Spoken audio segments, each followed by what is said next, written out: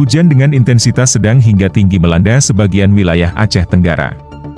Akibatnya daerah itu dilanda banjir hingga menyebabkan satu jembatan penghubung antar kecamatan Babu Salam Darul Hasanah putus total, Selasa, 12 November 2024. Kata Kepala Pelaksana Badan Penanggulangan Bencana Aceh, Teku Narasetia, hujan yang terjadi membuat debit air Sungai Lawe Sikap meningkat.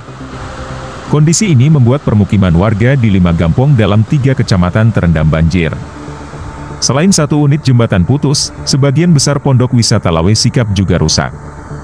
Akses jalan menuju pembangkit listrik tenaga mikrohidro PLTM Lawe Sikap juga amblas sepanjang 20 meter.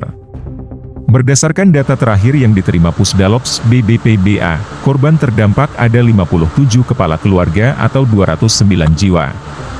Belum diketahui berapa jumlah warga yang mengungsi.